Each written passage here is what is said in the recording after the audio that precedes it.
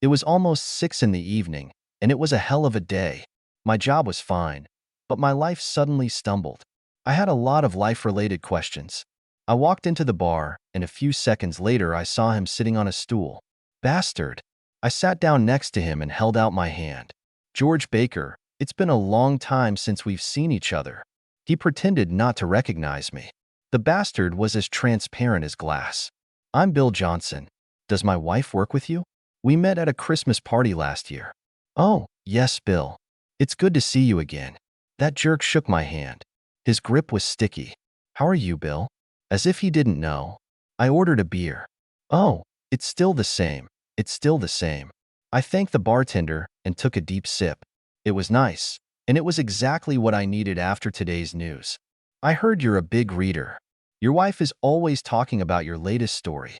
He says it as if being able to read is some kind of great achievement. I wanted to tell him that they teach this in elementary school, but I didn't. Well, I do read a lot, but she was probably talking about the stories I write. I took another sip of the amber gold. Really? Have you written anything that I could read? 100 sarcastic answers flashed through my mind at the same time. Instead, I shrugged my shoulders. Probably not. I mostly write short stories and post them online. I'm getting some interesting feedback. Sometimes it's like a writing workshop, and sometimes it's like fighting a pack of rabid dogs. He laughed, but I'm not sure why. It was probably his undisguised sense of superiority. So, what are you writing about, Shakespeare? I see what's going on around me. I can hear people talking. You can learn a lot just by listening. Then do you report your findings? The bastard was still laughing. Not really. I think about what I'm hearing and play it over in my mind. I'm trying to understand what drives people and why they do what they do. Scripture becomes a means to explore these thoughts. I'd rather watch football. I'm not surprised. I bet he's never played football in his life. So how do you write these little stories of yours?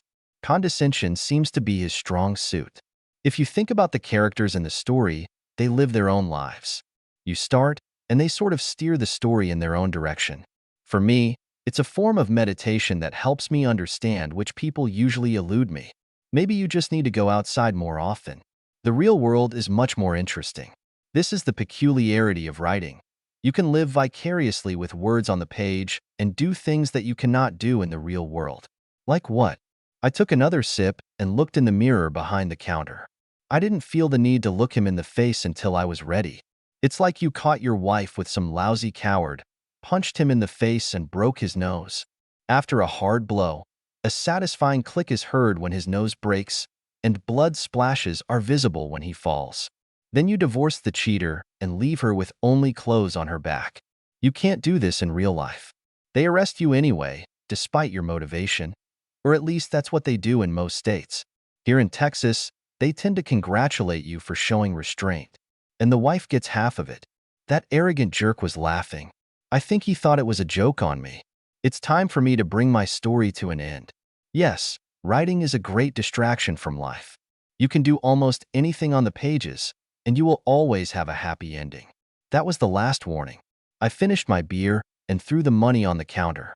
I slapped the edge of the counter with both hands and said, not addressing anyone in particular, "It was great."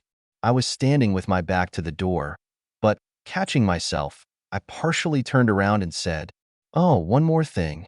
I hit him with all my might. I clenched my fist with all the anger and pain inside me, gathered all the strength I had, from my toes to my shoulders, and delivered a roundhouse kick right to his nose. I heard a satisfying crack. His nose broke, and saw blood splatters as he fell off his chair. I stood over him, looking down at him as he tried to defend himself from the beating he knew was coming, and then I turned and walked out of the bar. I expressed my point of view and was not going to go to jail because of some pathetic coward who molests married women. I came home late for dinner, and my wife gave me a hard time. "You're late. Dinner is cold. Where have you been? Why didn't you call?" She continued, but I ignored her and silently went up the stairs to change my clothes. My hand would need ice and my face would need a cold washcloth, but I felt good. While I was changing, I heard the phone ring, and there was a muffled conversation that I couldn't make out. Refreshed, I went back down and found my wife very upset. She looked scared, as if she was going to get a divorce. There were tears in her eyes. I'm sorry. It wasn't what you think it was. I've never slept with him. It was just dancing and a little fooling around. How would you feel if I was just fooling around with Jenny Smith? Jenny had a figure that made grown men cry, and I knew my wife was more than a little jealous of the attention Jenny received from men wherever she went. She just lowered her head and whimpered. Tears were flowing now. Don't you want to specify fooling around? They say confession is good for the soul, and today I wasn't going to let her off the hook. She was on the verge of breaking down. Her pain was undeniable. We kissed a little bit. He touched me, but only over my blouse. He never got into his clothes. Her confession corresponded to what I was told, and I was inclined to believe her. And what did it lead to? I swear. Just this. I felt guilty. It didn't go any further than that, I swear. She was gasping for air and could barely speak. You can feel how unhappy I am, right? You know this is going to stay with us for a long time, right? She nodded. She knew. I can tell you that you were seen. I have friends in this city. If your story didn't match what they told me, you'd be on the street right now. You know that, right? Yes. I am so sorry. She was in a panic. I let him get to me, but he never got far. I swear it. You let him go a hell of a lot further than he should have. I'll leave it for another time. People are complicated things.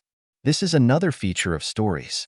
In a story, characters may be simple, but in real life, people are complicated. She was flirting with another man. But I know that deep down she has always been a person who takes vows seriously. When she says, I swear, it literally means God is my witness. You don't ask God to be your witness frivolously and then lie. Or at least she didn't. There is another feature of characters in stories compared to people in real life. Characters can be completely imperfect, but in fact, good people make mistakes. Real people are imperfect, even the best of them, and they have self-doubt and a need to be accepted. The difficult question you need to ask is, have they learned from this, or will they do it again? To answer this, you need to know why, and the question, why, is difficult to answer. Okay, let's heat up some dinner, and then I think we're going to have some serious conversations. She nodded furiously. Yes, dear. I know. I'm really sorry. I could see what she was thinking and what was bothering her. James, are we going to sleep together tonight? Yes, Maggie, but we have a lot of work to do before I feel like celebrating. You know that, right? It brought me hugs and a passionate kiss as she wiped her tears on my cheek. Yes, dear. I love you. I understand. I do not know how he got to me, but it will never happen again. I love you too, but my trust in you has suffered a lot. Do you understand? She nodded. I saw tears in her eyes.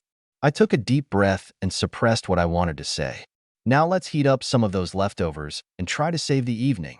Maybe I'm letting her off the hook, but I guess there's one predator in this story and one stupid woman who made a mistake. Here's what the witnesses said. The predator was ready to move on, but she ended it before the situation got out of control.